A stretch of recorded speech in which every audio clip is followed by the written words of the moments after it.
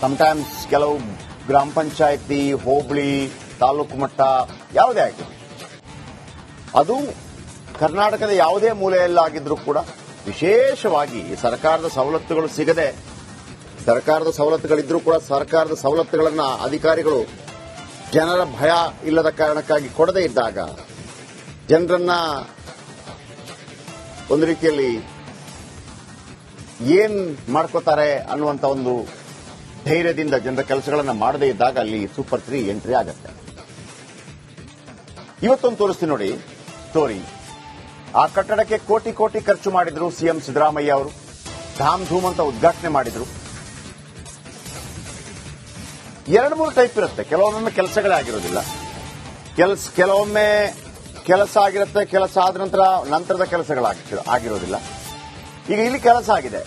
ದೊಡ್ಡ ಬಂಗಲೆ, ಮುಖ್ಯಮಂತ್ರಿಗಳೇ ಧಾಮ್ ಧೂಮ್ ಅಂತ ಉದ್ಘಾಟನೆ ಮಾಡಿದ್ರು. ಇದೀಗ ಈ ಸರ್ಕಾರದ ಹೈಟೆಕ್ ಬಿಲ್ಡಿಂಗ್ ಭೂತ ಬಂಗಲೆ ಆಗ್ತಾ ಇದೆ. ಅಲ್ಲ ಸರ್, ಒಂದು ಬಿಲ್ಡಿಂಗ್ ಕಟ್ಟುವಾಗ ಅದಕ್ಕೊಂದು ಪ್ಲಾನ್ ಆಫ್ ಆಕ್ಷನ್ ಇರುತ್ತೆ. ನಾವು ಇದಕ್ಕೆ ಈ ಬಿಲ್ಡಿಂಗ್ ಅನ್ನು ಇದಕ್ಕೆ ಕಟ್ತಾ ಇದ್ದೀವಿ, ಇಲ್ಲಿ ಕಟ್ತಾ ಇದೀವಿ. ಅದಕ್ಕೆ ತುಂಬಾ ಟೈಮ್ ಹಿಡಿಯುತ್ತೆ. ಸಮಟೈಮ್ಸ್ 3, 4, 5 ವರ್ಷ ಹಿಡಿಯುತ್ತೆ. ಕೋಟ್ಯಾಂತರ ರೂಪಾಯಿ ಖರ್ಚಾಗಿರುತ್ತೆ. ಆಮೇಲೆ ಎಲ್ಲರಿಗೂ ಗೊತ್ತಾಗಬೇಕು ಅಂತೇಳಿ ಸೆಲೆಬ್ರಿಟಿಗಳಂದ್ರೆ ಮುಖ್ಯಮಂತ್ರಿ ಆದಿಯಾಗಿ ಕೆಲವರನ್ನ ಕರೆಸಿ ಅದನ್ನು ಉದ್ಘಾಟನೆ ಮಾಡ್ತೀವಿ. ಆ ನಂತರ ಅದನ್ನು ಬಿಟ್ಬಿಡೋದು. ಫೋಟೋದಲ್ಲಿ ಬಂದಿರುತ್ತೆ, ಮಗದೊಂದಾಯ್ತು, ಬಿಲ್ಲೆಲ್ಲ ಆಗಿರುತ್ತೆ. ಹಾ ಅಂತದನ್ನ ನಾವು ಬಿಡ್ತೀವಾ? ನೋ. ಏನು ಅಂತ ಹೇಳ್ತೀನಿ ಬನ್ನಿ. ಇದು ಕೋಟಿ ಕೋಟಿ ಖರ್ಚು ಮಾಡಿ ಕಟ್ಟದಂತ ಬಿಲ್ಡಿಂಗು.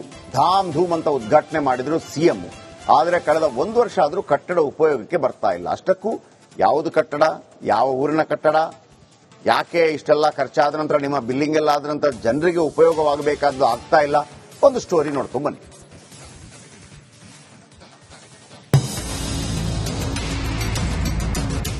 ಒಂದ್ ಕಡೆ ನಾವು ಶಂಕುಸ್ಥಾಪನೆ ಮಾಡ್ತಿದ್ವಿ ಅಂತಾರೆ ಬಿಜೆಪಿಯವರು, ನಾವು ಹೈಟೆಕ್ ಕಟ್ಟಡ ಉದ್ಘಾಟಿಸಿದ್ವಿ ಅಂತಾರೆ ಕಾಂಗ್ರೆಸ್ನವರು.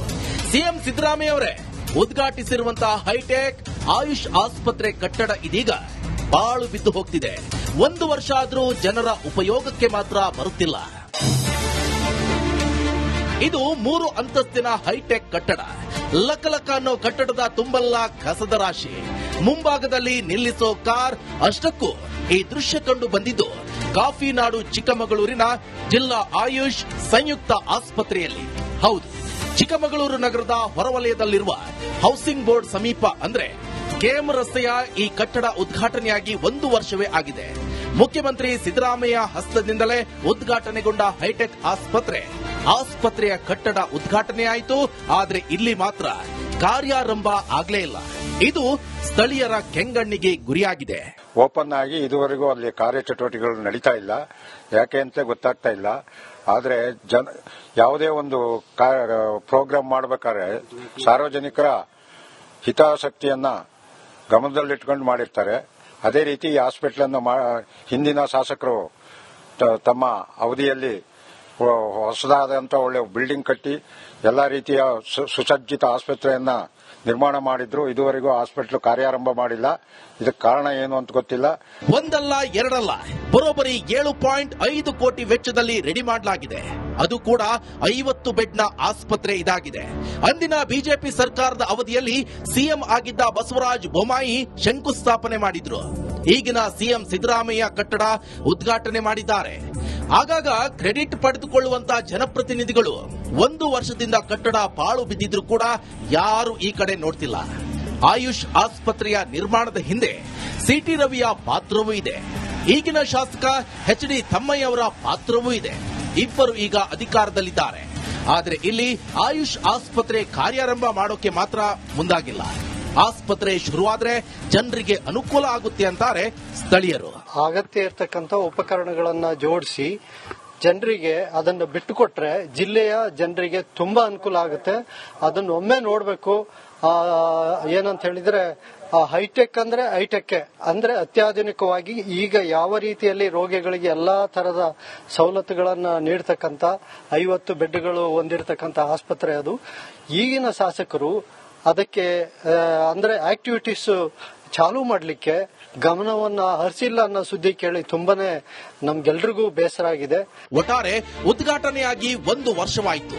ಅಲ್ಲಿ ಯಾರ್ಯಾರದ್ದೋ ಕಾರ್ ಪಾರ್ಕಿಂಗ್ ಮಾಡಲಾಗುತ್ತಿದೆ. ಆದ್ರೆ ಜನರಿಗೆ ಸಿಗೋ ಆಯುಷ್ ಚಿಕಿತ್ಸೆ ಭಾಗ್ಯವಂತೂ ಸಿಗ್ತಿಲ್ಲ. ಸಿಬ್ಬಂದಿ ಹಾಗೂ ಯಂತ್ರೋಪಕರಣ ಖರೀದಿಗೆ ಹಣ ಕೊರತೆಯೇನಾದ್ರೂ ಇದೆಯಾ ಅನ್ನೋ ಆರೋಪದ ಮಾತುಗಳು ಕೇಳಿ ಬರ್ತಿದೆ.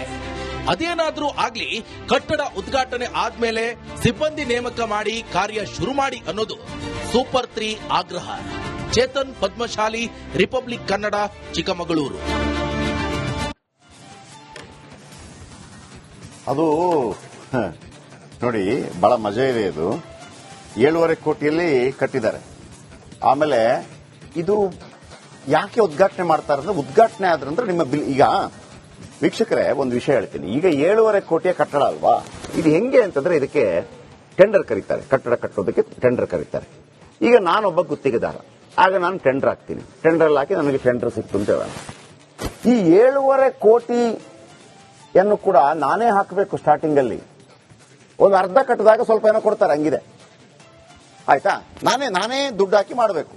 ನಾನೆಲ್ಲ ದುಡ್ಡು ಹಾಕಿ ಮಾಡಿದ ನಂತರ, ಆ ಉದ್ಘಾಟನೆ ಆದ ನಂತರ ಅದು ಏನು ಎಲ್ಲೋ ಸೀಂತಿದೆ. ಆ 7.5 ಕೋಟಿ ಕೂಡ ಬಿಡುಗಡೆ ಆಗುತ್ತೆ. 7.5 ಕೋಟಿ ಬಿಡುಗಡೆ ಆದ ನಂತರ ನನ್ನ ಪಾಲು ನನಗೆ, ಆಮೇಲೆ ಸಹಕರಿಸಿದವನಿಗೆ ಸ್ವಲ್ಪ ಎಲ್ಲ ಕಮಿಷನ್ಗಳು ಹೋಗುತ್ತೆ. ಅಲ್ಲಿಗೆ ಮುಗೀತು. ನಿನಗೂ ಸಂಬಂಧ ಇಲ್ಲ, ಕಟ್ಟಿಸಿದವನಿಗೂ ಸಂಬಂಧ ಇಲ್ಲ, ಬಿಲ್ ಬಂದವನಿಗೆ ಸಂಬಂಧ ಇಲ್ಲ. ಯಾರಿಗಾಗಿ ಮಾಡಿದ್ದು 7.5 ಕೋಟಿದು ಜನಗಳಿಗೆ ಸಿಗೋದಿಲ್ಲ, ಉಳಿದವನಿಗೆಲ್ಲ ಸಿಕ್ತು. ಎಲ್ಲಿ ತನಕ ಸಿಗತ್ತೆ ಅಂತಂದ್ರೆ ವೀಕ್ಷಕರೇ, MLA ಇರ್ತಾನಲ್ಲ, ಸಿಟ್ಟಿಂಗ್ MLA, ಅವನ ಸಣ್ಣ ಕಮಿಷನ್ ಅನ್ನ ಅವನ ಎದುರುಗಡೆ ಸೋತಂತಹ ಅಭ್ಯರ್ಥಿಗೂ ಕೊಟ್ಟಿರ್ತಾನೆ. ಯಾಕಂದ್ರೆ ನಾಳೆ ಕಿರಿಕಿರಿ ಮಾಡಬಾರ್ದಲ್ಲ. ನಿಮ್ಗೆ ಅರ್ಥ ಆಯ್ತಾ ರಾಜಕೀಯ ಹೆಂಗಿರುತ್ತೆ ಅಂತೇಳಿ? ಅವನು ಕಾಂಗ್ರೆಸ್, ಬಿಜೆಪಿಯ ಮಣ್ಣಂಗಟ್ಟಿ ಅವನೋ ಒಬ್ಬ. ಈಗ ನಾನೊಂದು ಪಕ್ಷದ MLA ಅಂತ ತಿಳ್ಕೊಳ್ಳಿ, ನಾನೇನೋ ಅಲ್ಲಿ ನನ್ನ ಕಾಲಾವಧಿಯೆಲ್ಲ ಆಗಿದೆ ಅಂತ ತಿಳ್ಕೊಳ್ಳಿ. ನಾನು ಬರುವ ಆ ಗುತ್ತಿಗೆದಾರ ನನಗೆ ಮಾತ್ರ ಅಲ್ಲ, MLAಗೆ ಮಾತ್ರ ಅಲ್ಲ, ನನ್ನ ಅಪೋಸಿಷನ್ ಅಲ್ಲಿ ಎಲೆಕ್ಷನ್ಗೆ ನಿಂತಿದ್ನಲ್ಲ ಅವನಿಗೂ ಕೊಡಬೇಕು. ಈಗ ದುಡ್ಡೆಲ್ಲ ತಗೊಂಡಾಗಿದೆ. ನನಗೆ ಬಹಳ ಆಶ್ಚರ್ಯ ಆಗಿರೋದು, 5,000 ಕಡಿಮೆ, 7.5 ಕೋಟಿಗೆ 5,000 ಕಡಿಮೆ ಆಯ್ತು ಅಂತ ಅನ್ಸುತ್ತೆ. ನೀವು ಪೇಂಟಿಂಗ್ ನೋಡಿದ್ರೆ ಅದನ್ನ ಬರ್ದಿರೋದು ಸ್ವಲ್ಪ ತೋರಿಸಿರೋದನ್ನ, ಅದು ಯಾರೋ 4ನೇ ಕ್ಲಾಸ್ನ 5ನೇ ಕ್ಲಾಸ್ನ ಮಕ್ಕಳನ್ನು ಕರ್ಕೊಂಡೋಗಿ ಪೇಂಟಿಂಗ್ ಮಾಡಿಸಿ ಬರ್ಸಿದಂಗಿದೆ. ಅದು ಆಯುಷ್ ಆಸ್ಪತ್ರೆ ಅಂತೇಳಿ ತೋರಿಸ್ತೀನಿ. ಈಗ ಅಲ್ಲಿ ಬರ್ದಿದ್ದಾರೆ, ಬಹಳ ಚೆನ್ನಾಗಿದೆ.